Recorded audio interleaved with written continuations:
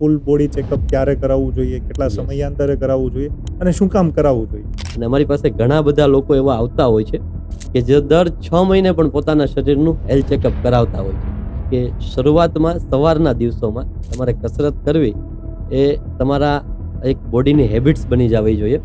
તમારા મત મુજબ કે ફૂલ બોડી ચેકઅપ કેટલા સમયાંતરે કરાવવું જોઈએ? છેલ્લા 4 વર્ષમાં મેં 250 કરતાં વધારે સેલ્ફ રિલેટેડ અને બિઝનેસ રિલેટેડ બુક્સ વાંચેલી. છેલ્લા 5 વર્ષની અંદર 50,000થી વધારે હાઈ બ્લડ પ્રેશરના પેશન્ટ અને 10 કરોડથી વધારે આઈ થિંક કેન્સરના પેશન્ટ છે, Yes. એ વધારો થતો જોવા મળ્યો. ઇન્ડિયામાં દર 4 માંથી 3 વ્યક્તિઓ એવા હોય કે જેમને B12ની ઉણપ આવતી હોય. 2 મહિના પછી મારી જે ફર્સ્ટ સેલેરી મારા હાથમાં આવેલી હતી એ મને 1,000 રૂપિયા હાથમાં આવેલી. નમસ્કાર મિત્રો, આજે આપણી વચ્ચે ઉપસ્થિત છે life plus pathology લેબોરેટરીના honour નિકુંજભાઈ Vekariya, જેમની સાથે આપણે સ્વાસ્થ્યને લઈને સંવાદ કરીશું.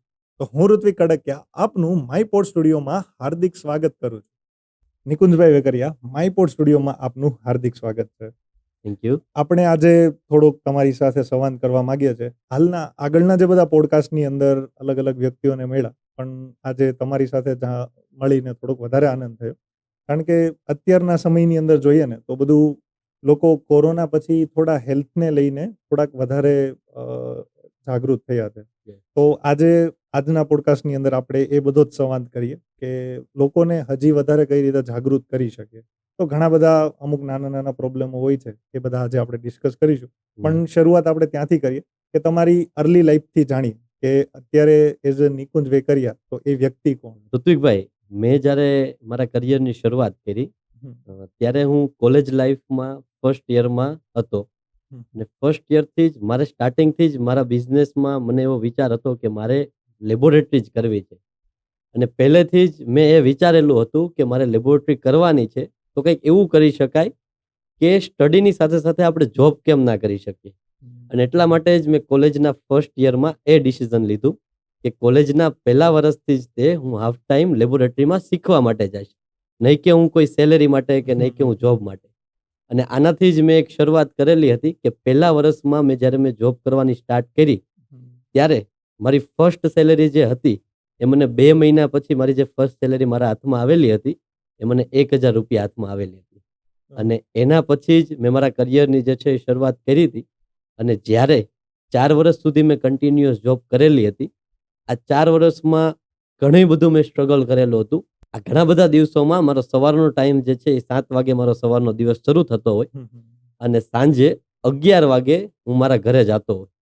પણ મને એક અંદરથી વિશ્વાસ હતો કે હું જ્યારે મારી પોતાની લેબોરેટરી કરીશ, મારો પોતાનો બિઝનેસ હું સ્ટાર્ટ કરીશ, ત્યારે મને આ બધી જ વાતનું વળતર મળશે. હા, ધેટ્સ અને- વાય રીઝન આપણે ગણી શકીએ કે હા. તમે કદાચ એ બધી પાછળના પાસ્ટમાં કરેલી મહેનત અને આજના સમયમાં જોઈએ તો તમારી લાઈફ પ્લસ પેથોલોજી લેબોરેટરી છે એની Yes. હાલમાં 2 શાખા છે, બહુ સારી રીતે કાર્યરત કરે છે. યસ. આ બધી વસ્તુ પાછળનું તમારું બેઝિક જે એજ્યુકેશન છે એ એજ્યુકેશનની વિશે થોડું જણાવો કે એજ્યુકેશન તમે કઈ રીતે કઈ જગ્યાએથી કરેલું? એજ્યુકેશન મેં BSc DMLT સિવિલ હોસ્પિટલમાંથી પૂરું કરેલું છે. આ એજ્યુકેશન દરમિયાન પણ મારો મેઇન ફોકસ એ જ હતો કે હું એ એજ્યુકેશનમાંથી એવી કઈ પ્રેક્ટિકલ વાત શીખી શકું કે જે મારા જીવનમાં અને મારા બિઝનેસમાં હું ઇમ્પ્લિમેન્ટ કરી શકું.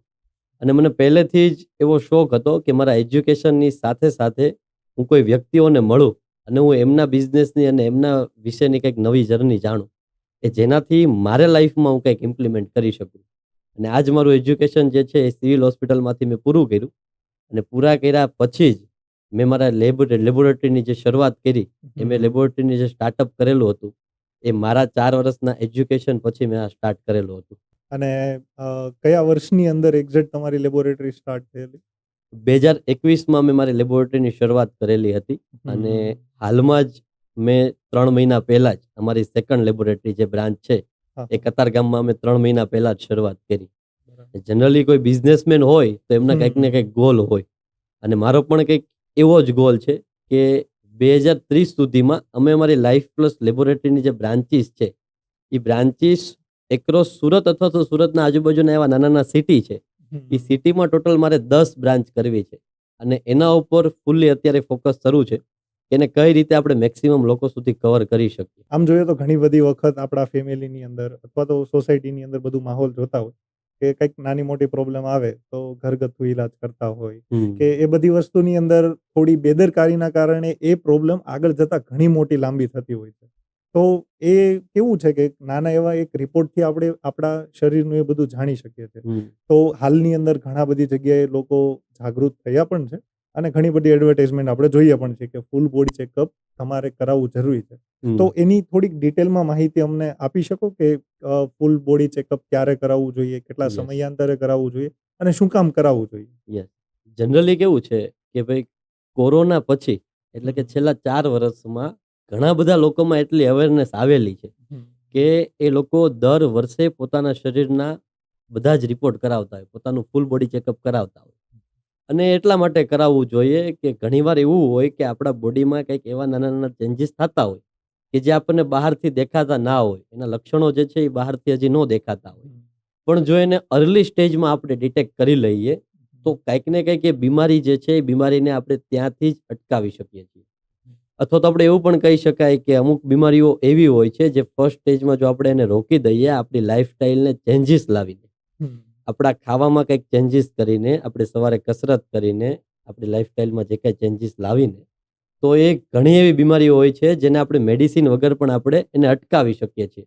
અને એટલે જ લોકો અત્યારે જે છે એ વધારેમાં વધારે લોકો હેલ્થ ચેકઅપ માટે અવેર થયા છે. અને દર વર્ષે, અને અમારી પાસે ઘણા બધા લોકો એવા આવતા હોય છે કે જે દર 6 મહિને પણ પોતાના શરીરનું હેલ્થ ચેકઅપ કરાવતા હોય છે, કે જેમાં એમને બધા જ રિપોર્ટ જે છે એ કવર થઈ જતા હોય. અને ઘણીવાર એવું હોય કે રેગ્યુલર હેલ્થ ચેકઅપ જે છે એ એટલા માટે કરાવતા હોય છે કે અને કરાવવું જોઈએ કે જેનાથી લીવરના, કિડનીના, થાઇરોઇડના, કોલેસ્ટ્રોલના, B12ના રિપોર્ટ, આ સિવાય તમને વાના રિપોર્ટ, ડાયાબિટીસના રિપોર્ટ, આ બધા જ રિપોર્ટ તમને જો એકવાર થઈ જાય તો મગજથી પણ તમને એમ થઈ જાય કે નહીં, મારા શરીરમાં કોઈ પણ પ્રકારની તકલીફ નથી.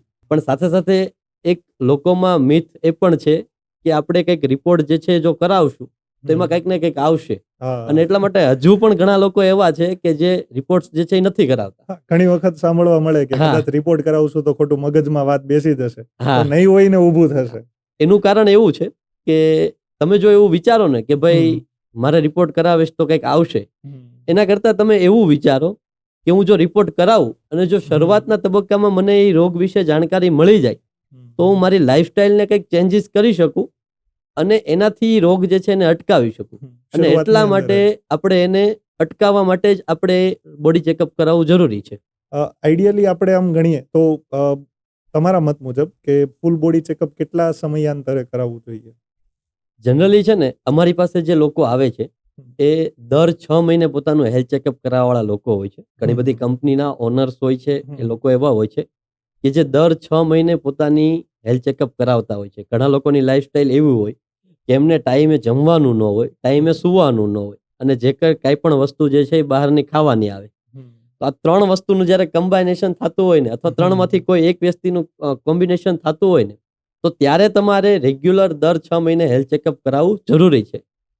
અથવા તો તમે એના ઓપ્શનમાં એવું પણ રાખી શકો કે તમારા ફેમિલીમાં કોઈ વ્યક્તિની ઉંમર જે છે એ 40 વર્ષ કરતાં વધારે જાય છે, ત્યારે તમારે દર વર્ષે એકવાર કમ્પલસરી હેલ્થ ચેકઅપ કરાવવું જોઈએ, કે જેનાથી કદાચ એ વ્યક્તિમાં કાંઈ રોગ આવવાની શરૂઆત થઈ છે તો આપણે એને જાણી શકીએ અને એને ત્યાં જ આપણે અટકાવી શકીએ. એક વસ્તુ સાથે આપણે થોડીક જાણવા માંગીએ છીએ કે અત્યારે કોમન પ્રોબ્લેમ છે કે જે બધા બેઝિક આપણે ગણીએ કે ઘણાને B12ની પ્રોબ્લેમ કે જે જનરલી હવે કોમન બધાની અંદર દેખાય છે, પ્લસ ડાયાબિટીસની પ્રોબ્લેમ છે. લોકો એવું માને છે કે ફક્ત જે વારસાગત છે એ જ ડાયાબિટીસ આવે છે, કોઈને વારસાગત ફેમિલીની અંદર ડાયાબિટીસ નથી હોતી તો આપણને નહીં આવે, એવા મિથ સાથે બધા લોકો પોતાનું મન ફાવે એવી રીતે એમના પોતાનું ડેઈલી રેગ્યુલર લાઈફ જીવતા હોય છે.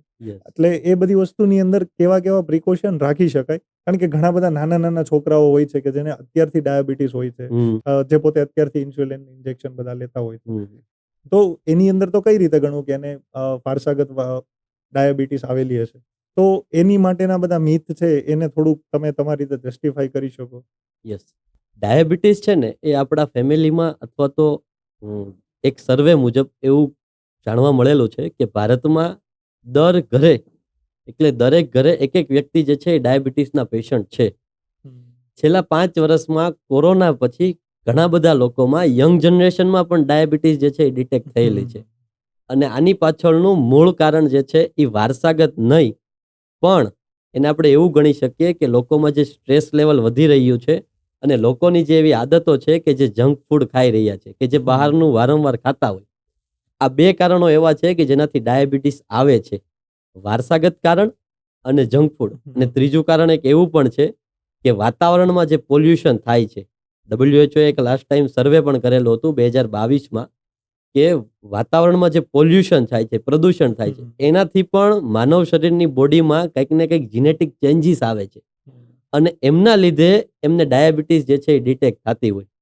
અમે ઘણી બધી વાર રિપોર્ટ્સ કરતા હોઈએ અને ઘણા બધા લોકો જે છે એ અમને એવું કહેતા હોય કે ધારો કે 30 વર્ષના વ્યક્તિમાં કોઈમાં ડાયાબિટીસ આવેલી છે અને એ વ્યક્તિ એવું કહે છે કે મને કોઈ પણ પ્રકારના લક્ષણો નથી દેખાતા, તો ડાયાબિટીસ કઈ રીતે આવેલી છે એમ. તો ડાયાબિટીસના લક્ષણો કેવા હોય કે વારંવાર ભૂખ લાગે, વારંવાર તરસ લાગે, આ સિવાય તમને રાતે પેશાબ કરવા માટે જવું પડે, આ સિવાય પગની પાની જે છે એમાં કળતર થતું હોય, આ સિવાય વજનનો ઘટાડો રહેતો હોય. તો આ બધા લક્ષણો જે છે એ ડાયાબિટીસના લક્ષણો છે. શરૂઆતના સ્ટેજમાં ડાયાબિટીસના લક્ષણો જે છે એ દેખાતા નથી હોતા, પણ જો એને ડાયાબિટીસના લક્ષણોને જો ડિટેક્ટ કરી લેવામાં આવે, ડાયાબિટીસને ડિટેક્ટ કરી લેવામાં આવે, તો આપણે લક્ષણો પહેલા જ એમને કવર કરી લીધું છે અને ત્યારથી જ એને આપણે ધ્યાન રાખવાની શરૂઆત જે છે એ કરી લીધી છે. બીજું, ડાયાબિટીસ જે છે એ આવ્યા પછી કઈ રીતે ધ્યાન રાખવું જોઈએ. જેને ડાયાબિટીસ ડિટેક્ટ થઈ છે એ લોકોએ એક તો શરૂઆતમાં સવાર સાંજ જે છે એ ચાલવાની પ્રેક્ટિસ કરવી જોઈએ, કે જેનાથી આપણે જેટલું પણ વધારે આપણે ચાલીએ છીએ એ ચાલવાથી આપણા શરીરમાં આપણે જે ખોરાક લીધેલો છે એ ખોરાકમાંથી જે સુગર બનવાનું છે પાચન થઈને, એ સુગર જે છે એનું પાચન થાય અને એ જો આપણે ચાલીએ એટલે આપણા શરીરની જે એનર્જી હોય એ એનર્જી આપણે યુઝ કરીએ છીએ, એટલે વધુમાં વધુ સુગરનું પાચન થાય અને એટલા માટે જ આપણે ચાલવાનું જે છે એ કરતા હોઈએ છીએ.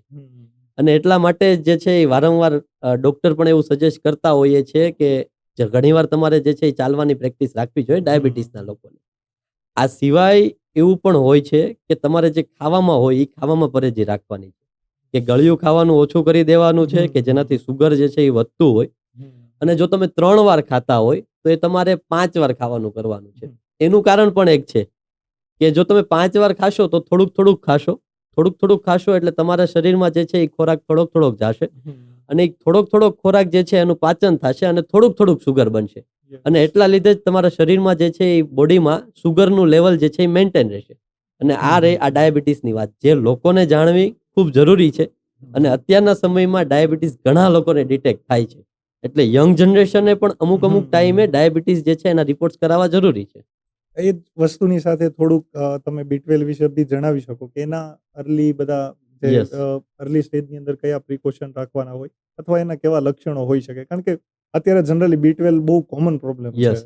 જનરલી કેવું હોય કે B12 ના લક્ષણો કંઈક એવા દેખાતા હોય કે તમને થાક લાગે છે, સાંજ પડે ત્યાં ખાલી ચડી જાય, માથું દુખે છે અને શરીર આખું આમ તમને એનર્જી ના હોય એવું રહે છે.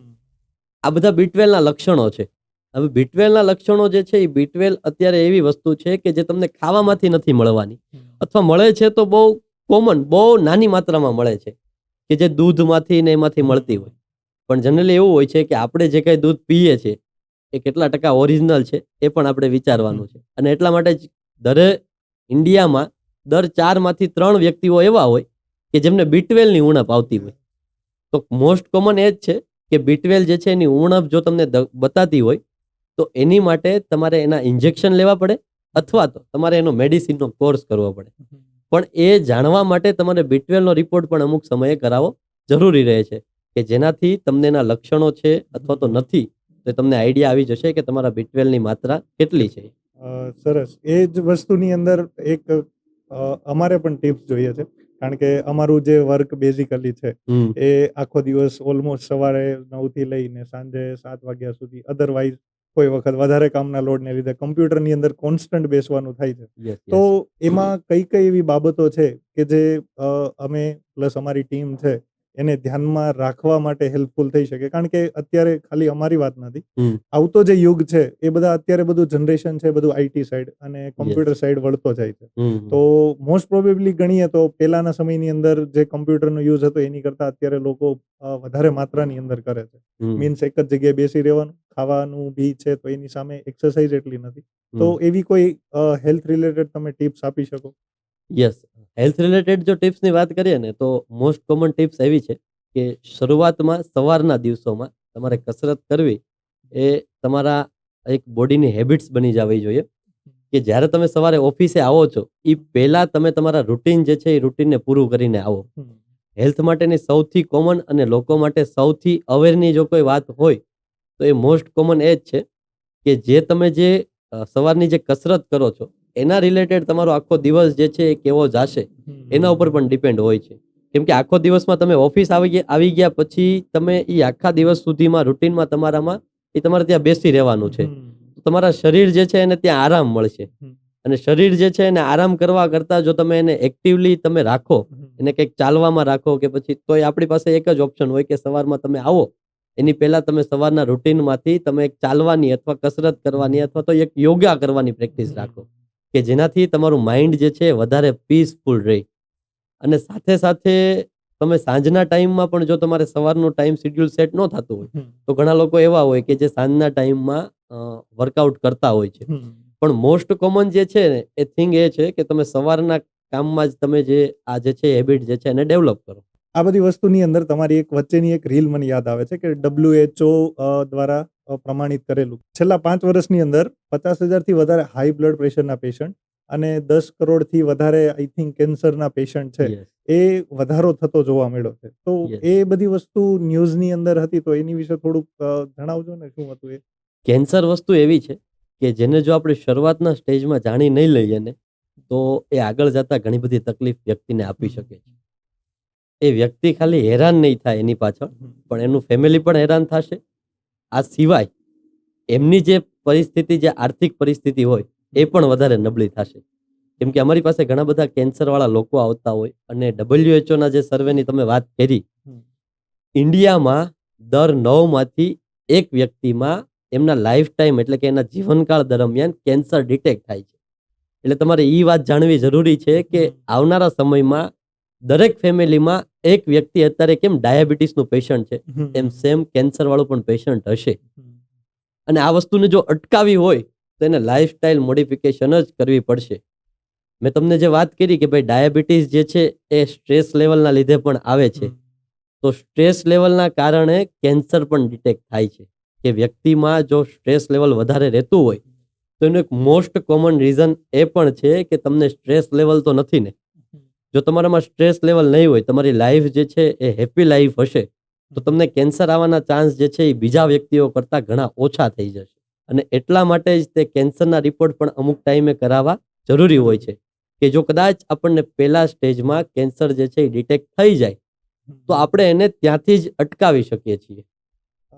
જે તમે સ્ટ્રેસની વાત કરી તો અત્યારે કેવું છે કે કોમન જનરલી કોઈ પણ બિઝનેસ કરીએ અથવા નોકરી કરીએ તો સ્ટ્રેસ એ કોમન વસ્તુ થઈ ગઈ છે કે જે આપણે ઘણી વખત ના પણ લેવો હોય તો પણ અમુક સિચ્યુએશનના લીધે એ વસ્તુ બાય ડિફોલ્ટ આવી જ જતી હોય છે. તો એને કંટ્રોલ કરવા માટેના ઘણા બધા રસ્તાઓ હોય છે. આઈ થિંક તમારી એક વાત સાંભળેલી કે તમને વાંચવાનો વધારે રસ છે. તો એવા બીજા ઘણા બધા રસ્તા અથવા તમે એની વિશે બી જણાવો કે એનાથી આપણને એક્ઝેક્ટલી સ્ટ્રેસ છે અથવા તો બીજી કઈ ઇન્સ્પિરેશન મળી શકે કે જેના કારણે તમને આટલો વાંચવાનો શોખ છે, થોડુંક એની વિશે જાણીએ. જ્યારે તમે કોઈ વાતની અથવા કોઈ કામની શરૂઆત કરતા હોય, જ્યારે બિઝનેસમાં વ્યક્તિને સ્ટ્રેસ ક્યારે આવે કે જ્યારે એણે કોઈ કેલ્ક્યુલેશન વગર કાંઈ રિસ્ક લઈ લીધા હોય તો ત્યારે વ્યક્તિને સ્ટ્રેસ લેવલ જે છે એ વધારે આવતું હોય. અને એ વસ્તુને આપણે જો ઓવરકમ કરવા જઈએ, એને ઘટાડવા માટે જઈએ તો તમારે ખાસ એ વસ્તુનું ધ્યાન રાખવું જોઈએ કે તમારા બિઝનેસમાં તમે લીધેલા જે કેલ્ક્યુલેશન છે એ સાચા પડે એમ છે કે નહીં એ તમારે વિચારવાનું છે. ઘણીવાર એવા હોય કે જ્યારે કોઈ વ્યક્તિ જે છે નવો બિઝનેસ કરવાની શરૂઆત કરતા હોય ત્યારે એ એવું વિચારતા હોય કે એ બીજા લોકોના જે ઓલરેડી સેટ બિઝનેસ છે એમનું એ ઓવરવ્યૂ લેતા હોય કે ભાઈ ધારો કે યરલી જે છે એ આ ભાઈનું આટલું ટર્નઓવર છે, એમને આટલું જે છે એ ખર્ચ થાય છે અને આટલું કેલ્ક્યુલેશન કરીને એમ કે ભાઈ મહિને મારે આટલો પ્રોફિટ રહેશે. એવું ના હોય. બિઝનેસને તમારે પ્રેક્ટિકલી જે છે એ વર્કઆઉટ કરવું પડે કે તમારે એના એક્શન પોઈન્ટ લખવા પડે કે આવનારા સમયમાં તમે એવી કઈ કઈ વસ્તુઓ કરશો કે જેનાથી તમે જે રિટર્ન જે છે તમે જે બિઝનેસમાં ઇન્વેસ્ટ કરવાના છો એ ઇન્વેસ્ટ કરેલું તમને એમાંથી પાછું મળી જાય. અને એવા મોટા રિસ્ક જે છે એ ના લેવા કે જે કેલ્ક્યુલેશન વગરના હોય. અને મેં ઘણી બધી બિઝનેસ રિલેટેડ બુક્સ વાંચેલી છે, એમાં ઘણી બધી વાતો એવી જ હોય છે કે તમારા માઇન્ડને જો તમે પોઝિટિવ રીતે વર્કઆઉટ કરાવો ને તો તમને બહુ સારી રીતે એમાં ઇફેક્ટિવ રિઝલ્ટ જે છે એ મળી શકે. અને મેં જ્યારે મારા બુક્સ વાંચવાની મારી જર્ની જે છે એ 4 વર્ષ પહેલા શરૂઆત કરેલી હતી. એમાં મારી પહેલી બુક એ હતી કે પાવર ઓફ સબકોન્શિયસ માઇન્ડ, કે આપણું જે છે એ અર્ધજાગૃત મન જે છે એ ઘણી બધી રીતે આપણે જે વિચારેલા જે પરિણામો હોય એ પરિણામો કરતા કંઈક ને કંઈક એની પાસે વિચારેલા પરિણામો હોય એ અલગ હોય છે. તો એમને આપણે કઈ રીતે એક્ટિવ કરીએ અને એમને કઈ રીતે આપણે વધુમાં વધુ ઇફેક્ટિવલી વર્ક કરાવી શકીએ કે જેનાથી આપણે વર્ક કરી શકીએ. બીજું આ સિવાય મેં એક બુક્સ વાંચેલી હતી કે જે માર્કેટિંગ ઉપર હતી અને એનો બહુ સારો એવો આઈડિયા જે છે એ મારી પાસે છે અને જેને મેં મારી લાઈફમાં અને મારા બિઝનેસમાં મેં એને ઇમ્પ્લિમેન્ટ કરેલું છે. કે એમાં એક સેન્ટેન્સ લખેલું હતું કે તમે છે ને જ્યારે તળાવમાં માછલી પકડવા જાઓ ને ત્યારે એ નાની નાની માછલીઓ પકડો અને તમારું આખું ટોપલું ભરો તો એમાં તમારે વધારે સમય લાગે અને વધારે મહેનત લાગે. એના કરતાં તમે એવું કંઈક કરો કે જે એક સાથે એક જ માછલી પકડવાની છે અને એ મોટી માછલી પકડવાની છે. અને એ સેમ વસ્તુ જે છે એ મારા બિઝનેસમાં મેં એપ્લાય કરેલી છે કે હું એવા વ્યક્તિઓને મળું છું કે જેમનું ટર્નઓવર જે છે એ મોટું હોય અને જે લોકો અમારી સાથે કનેક્ટ થઈ શકે અને જ્યાંથી અમને વધુમાં વધુ મેક્સિમમ જે છે એ પ્રોડક્ટિવ અને સારો વર્ક મળી શકે. તો એવા ઘણા બધા પોઈન્ટ્સ હોય છે કે જે બુક્સ રીડિંગમાંથી મેં શીખેલા છે અને ઇમ્પ્લિમેન્ટ પણ કરેલા છે કે જેનાથી આપણી લાઈફમાં અને મારી લાઈફમાં જે છે એ કંઈક ને કંઈક ચેન્જીસ આવેલો છે. અત્યારથી તમે કીધું કે 4 વર્ષ પહેલા મેં પહેલી બુકની શરૂઆત કરી, યસ. તો હાલ સુધીમાં અત્યારે ટોટલ કેટલી બુક તમે રીડ કરેલી છે? છેલ્લા 4 વર્ષમાં મેં 250 કરતાં વધારે સેલ્ફ રિલેટેડ અને બિઝનેસ રિલેટેડ બુક્સ વાંચેલી છે. અને વાંચવા કરતાં પણ વધારે ઇમ્પોર્ટન્ટ વાત એ છે કે એ વાંચીને એમ ઘણું બધું મેં ઇમ્પ્લિમેન્ટ કરેલું છે.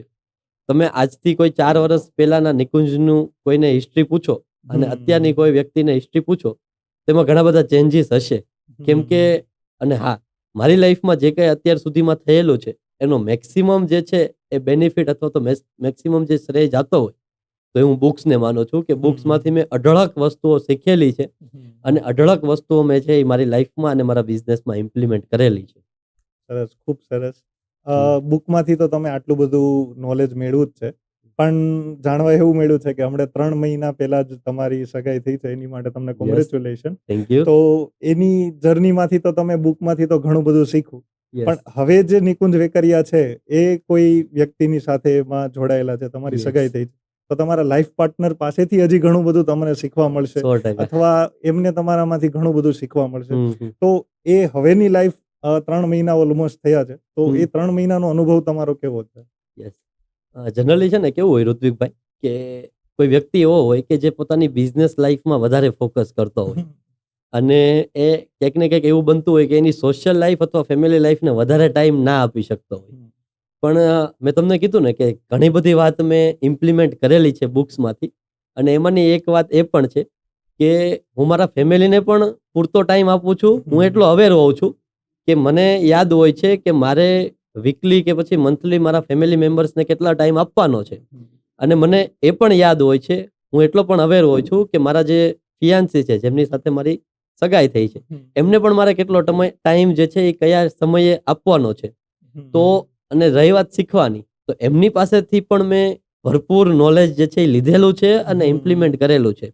ઇવન તમે ગણી શકો કે છેલ્લા 4 મહિનામાં મેં મારા બિઝનેસમાં એમની પાસેથી ઘણા બધા પોઈન્ટ્સ એવા લીધેલા છે કે જે મારા બિઝનેસમાં મેં ઇમ્પ્લિમેન્ટ કરેલા હોય. ઘણીવાર એવું હોય કે હું રિસ્ક લેવામાં કોઈ જગ્યાએ અચકાતો હોય તો એમણે મને પાછળથી પુશઅપ કરેલું છે કે તમે આ રિસ્ક લ્યો અને એનાથી જે છે એ આટલું ચેન્જીસ જે છે એ આવેલા છે અને ઘણા બધા ચેન્જીસ આવેલા છે. તો એમના પણ એફર્ટ જે છે એ મારી પાસેના ઘણા બધાઓ છે. પહેલા એવું હતું કે નિકુંજ વેકરિયા એક જ હતો કે જે લાઈફ પ્લસને રન કરતો હતો અને હવે જે છે એ 2 વ્યક્તિઓ છે કે જે લાઈફ પ્લસને રન કરે છે અને એનાથી પણ જે છે એ અમારો ગ્રોથ બહુ ફાસ્ટલી થઈ રહ્યો છે. એમની વિશે આટલું જાણ્યું તો હવે એમનું નામ પણ જણાવી દો તમે. એમનું નામ જે છે એ શ્વેતા ધાનાણી છે અને હા. એ પણ એક બિઝનેસ જ કરે છે. ડિજિરિવેરા ડિજિટલ માર્કેટિંગ એજન્સી છે. ઓહ. અને અમારું જે કઈ ડિજિટલી જે તમે હવે જોવાના છો અથવા જોશો એ બધું જ મેક્સિમમ જે છે એ એમના આઈડિયા ઉપરથી ચાલવાનું છે અને એના ફોકસ ઉપરથી જ ચાલવાનું છે. ખૂબ સરસ. આમાંથી આપણે ઘણી વખત માનતા હોય કે આપણે જે બધી વસ્તુ અત્યારે કરીએ છીએ, હમ. લોકોનું માનવું એવું છે કે ભાઈ બધું મેં જ કરેલું છે. પણ એ બધી વસ્તુની અંદર સાથે એ પોતાનું ફેમિલી જે Yes. છે એ પણ બહુ સપોર્ટિવ એટલું હોય છે. દુનિયાને તો એટલું જ દેખાતું હોય કે જે તે વ્યક્તિ છે, જે ભાઈ છે, એણે બધું કરેલું છે. Yes. પણ જે બેકગ્રાઉન્ડની અંદર જે સપોર્ટ હોય હમ. એ ફેમિલીનો સપોર્ટ. એ ફેમિલીનો સપોર્ટ એક્ઝેક્ટલી કોઈ દિવસ ક્યારેય કોઈને દેખાતો નથી. Yes. તો એ તમારી માટે કેટલો મહત્વપૂર્ણ છે કે એમની સાઈડથી કેવો સપોર્ટ છે? યસ. છેલ્લા 8 વર્ષથી હું આ ફિલ્ડમાં છું હમ. અને જ્યારથી હું ફેમિલી સાથે કનેક્ટ છું ને હમ. ત્યારથી મારા ફેમિલીમાં જનરલી એવું હોય છે કે મારું કોઈ પણ ઇનપુટ હોય ફેમિલી બાબતે અથવા મારા બિઝનેસ બાબતે મારો કોઈ પણ આઈડિયા હોય તો એમાં મારી ફેમિલીમાં જે સૌથી મારા બેકબોન તરીકે ગણી શકાય ને એ મારા ફાધર છે કે જેમણે મને કોઈ પણ વખતે એવી વાત નથી કીધી કે નિકુંજ આ વાત જે છે એ તારથી નહીં થાય અથવા તે જે કાંઈ આ તું વિચારે છે એ વસ્તુ નહીં થઈ શકે. તો મારા ફાધર જે છે એમનો પણ મારા બિઝનેસને ગ્રોથ કરવામાં બહુ બધો ફાળો હોય છે.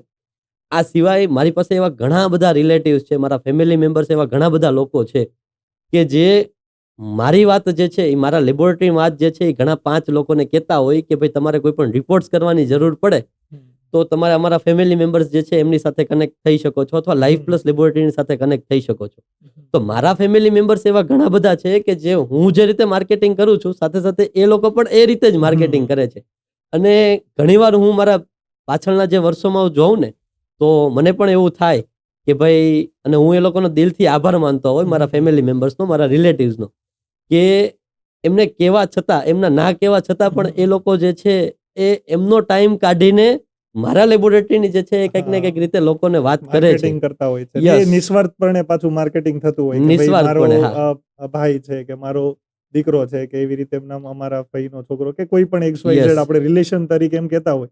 એ એવું જ માને કે ભાઈ મારો કોઈ છે એનું પોતાનું છે, તમે જજો કામ તમારું થઈ જશે. યસ 100% એ વાત તો હું 100% અગ્રી કરું છું કે મારા ફેમિલી મારા રિલેટિવ્સનો બહુ બધા એફર્ટ છે કે જે મારા કરતાં પણ કદાચ વધારે છે કે જેને હું અહીંયા સુધી પહોંચ્યો છું એમાં એનો પણ રોલ જે છે એ બહુ બધો ઇમ્પોર્ટન્ટ છે અને એના લીધે જ હું અહીંયા છું.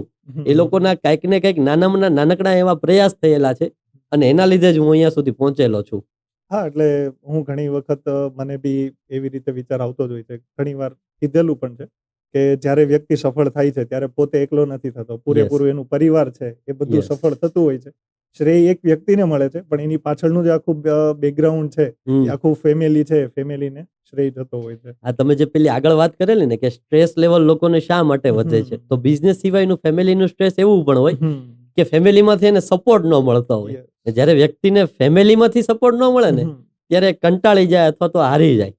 તો આ વસ્તુ જે છે એ મારી માટે બહુ સારી કહેવાય કે મને ફેમિલીમાંથી મારા રિલેટિવ્સમાંથી પૂરેપૂરો સપોર્ટ મળેલો છે કે જેનાથી મને મારો પર્સનલ ગ્રોથ અને બિઝનેસનો ગ્રોથ જે છે એ બહુ બધો સારા લેવલે થયેલો છે.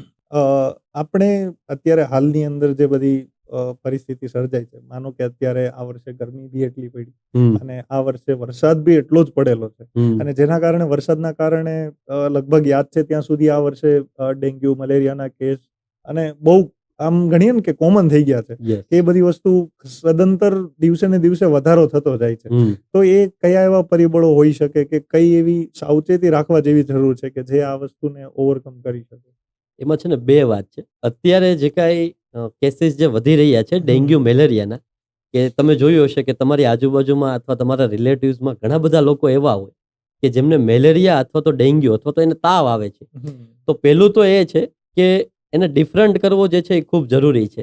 મેલેરિયાનું મચ્છર જે છે એ અલગ છે અને ડેન્ગ્યુ વાળું મચ્છર જે છે એ અલગ છે. મેલેરિયાના મચ્છર જે છે એ એવી જગ્યાએ જ હોય કે જ્યાં ખરાબ પાણી હોય કે કોઈ જગ્યાએ તમે રસ્તા ઉપર ખાબોચિયા ભરાયેલા જોતા હોય, તમારી ઘરના પાછળના ભાગમાં કોઈ એવી જગ્યા છે કે જ્યાં ગ્રાઉન્ડ જે છે એ પડેલું છે અને ત્યાં જે છે એ પાણી ભરાયેલું છે, ત્યાં ખરાબ પાણી છે, તો એ વખતે ત્યાં જે મચ્છર હશે ને એ મેલેરિયાના મચ્છર છે. એનો તમારે જલ્દીમાં જલ્દી નિકાલ કરવો પડશે. જો એ તમે નિકાલ નહીં કરો તો તમને મેલેરિયા થવાના ચાન્સીસ છે. અને તમારા ઘરમાં અથવા તમારે ઘરની કોઈ એવી જગ્યા છે કે જે જગ્યા ઉપર ચોખ્ખું પાણી ભરાયેલું રહે છે કે જે કુંડાઓ હોય અથવા તો વોશ બેસિન હોય અથવા તો બાથરૂમની કોઈ જગ્યા હોય કે જ્યાં ચોખ્ખું પાણી ભરાયેલું હોય છે. તો ચોખ્ખા પાણીના જે મચ્છરો હોય એ ડેન્ગ્યુના મચ્છરો હોય. આ ડિફરન્ટ કરવા ખૂબ જરૂરી છે. બીજું, મેલેરિયા અને ડેન્ગ્યુ જે છે એના તાવના લક્ષણો જે છે એ લગભગ સેમ જેવા હોય છે કે તમને ઠંડી લાગી અને તાવ આવે. એક લક્ષણ એવું અલગ હોય છે કે મેલેરિયામાં તમને એક દિવસે ને એક દિવસે તાવ આવે અને ઠંડી સાથે તાવ આવતો હોય.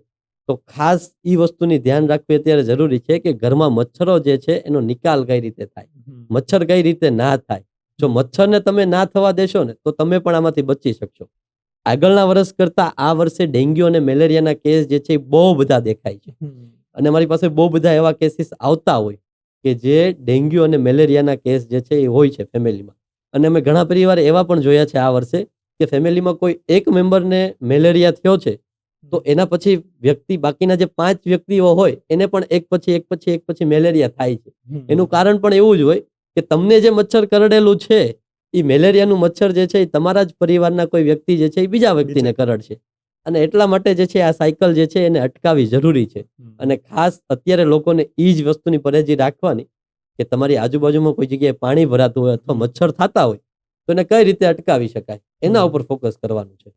તમે જે આ લેબોરેટરીથી આટલું સારું વર્ક કરો છો, તો એ લાઈફ પ્લસ પેથોલોજી લેબોરેટરીને આવતા વર્ષોની અંદર તમે ક્યાં જોવો છો? મીન્સ કયા ગોલથી તમે આગળ ચાલો છો?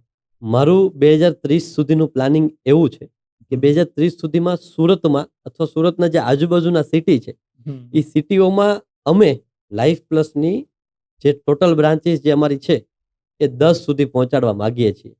સાથે સાથે સરકારનું, ગવર્મેન્ટનું એક એવું મિશન પણ છે કે જે હેલ્ધી ભારત મિશન છે. આ હેલ્ધી ભારતના મિશનમાં અમે વધુમાં વધુ ફોકસ કરવા માંગીએ છીએ કે લોકો વધુમાં વધુ કઈ રીતે હેલ્ધી રહી શકે. અને આ હેલ્ધી જે છે એ એટલા માટે જ રાખવાના છે કે એમને કોઈ બીમારી જે છે એ આવવાની શરૂઆત થઈ છે તો એ ફૂલ બોડી ચેકઅપ એનું કરાવીને એ હેલ્ધી રહી શકે છે અને શરૂઆતના તબક્કામાં જ એ રોગોનું જે છે એને જાણકારી મળી શકે. તો મારો પોતાનો ગોલ પર્સનલી એવો છે કે લાઈફ પ્લસ જે છે એની 2030 સુધીમાં ટોટલ 10 બ્રાન્ચ કરવાની છે અને આવનારા સમયમાં ઓલ ઓવર ઇન્ડિયામાં લાઈફ પ્લસની 50 બ્રાન્ચ કરવાની છે. આ મારો પર્સનલી ગોલ છે. સરસ, ખૂબ સરસ વાત કરી. હવે લાસ્ટની અંદર આપણે ખાલી એટલું જાણીએ કે as a Nikunj Vekariya businessman તો છે જ, એની સિવાય બી તમારી પર્સનલ લાઈફની અંદર તમારા અમુક શોખ અથવા તો તમારી હેબિટ કે અથવા તમારા ડ્રીમ કહી શકો તો એવી કઈ વસ્તુઓ છે કે જે બિઝનેસ સિવાયની પર્સનલ લાઈફ માટેની હોઈ શકે? તો મારો પર્સનલી ગોલ એવો છે કે મારે આઉટ ઓફ કન્ટ્રીઓમાં વિઝિટ કરવી છે અને આ સાથે સાથે મને એવો પણ શોખ છે કે હું વધુમાં વધુ લોકોને મળું. મારો એક આ શોખ છે કે હું મેક્સિમમ લોકોને મળું. ઇફ કદાચ હું કોઈ જગ્યાએ ગયો હોય તો મારું પર્સનલી ફોકસ એવું જ હોય કે હું સામેવાળા વ્યક્તિને કઈ રીતે મળી શકું, એમની સાથે કઈ રીતે હેન્ડશેક થઈ શકે અને સામેના વ્યક્તિ જે છે એમને આપણે કઈ રીતે વાતચીત કરી શકીએ. તો અમારો પર્સનલી એક એવો શોખ છે કે હું મેક્સિમમ લોકોને મળતો હોઉં છું. ઇવન હું કોઈ પ્રસંગમાં ગયેલો હોય કે પછી હું કોઈ બિઝનેસની મીટિંગમાં ગયેલો હોય પણ મારો ફોકસ જે છે એ પર્સનલી એવો જ હોય કે મને આ એક શોખ છે અંદરથી કે હું મેક્સિમમ લોકોને મળતો હોય. અને ટ્રાવેલિંગનો પણ મને સારો એવો શોખ છે. એટલે મારો પર્સનલી ગોલ પણ એવો જ છે કે આવનારા વર્ષો હું મેક્સિમમ આઉટ ઓફ કન્ટ્રીમાં જે છે એ મારું ટ્રાવેલિંગ કરું અને ત્યાંના લોકો જે છે એમની પાસેથી પણ કંઈક નવું જે છે લર્નિંગ લઉં. લાસ્ટની અંદર અમે બધા અમારા મહેમાનો સાથે એક રેપિડ ફાયર ક્વેશ્ચન આન્સર કરતા હોઈએ છીએ. ઓકે, અમુક બેઝિક ક્વેશ્ચન આન્સર છે કે જે બધી વસ્તુની અંદર હું તમને સવાલ પૂછીશ એના ક્વિક આન્સર તમને એટ અ ટાઈમ જે માઇન્ડમાં આવે તમે આપી શકો છો. યસ. તમે ફરવાનો શોખ છે તો બહારના કન્ટ્રીની અંદર સૌથી પહેલું કયું કન્ટ્રી તમે ફરવાનું પસંદ કરશો? દુબઈ. ગુજરાતી એક્ટર તરીકે તમારું સૌથી પહેલું નામ તમને યાદ આવતું હોય? કૃષ્ણ ભારદ્વાજ. તમારું ફેવરિટ ફૂડમાં વાત કરીએ તો? પંજાબી. બોલિવૂડની અંદર કોઈ બી તમારી ફેવરિટ એક્ટ્રેસ? એક્ટ્રેસ તો નહીં પણ એક્ટર છે શાહરુખ ખાન. તમારા આઈડિયલ અથવા તો તમારા મેન્ટર તરીકે તમે કોને માનો છો? Elon Musk.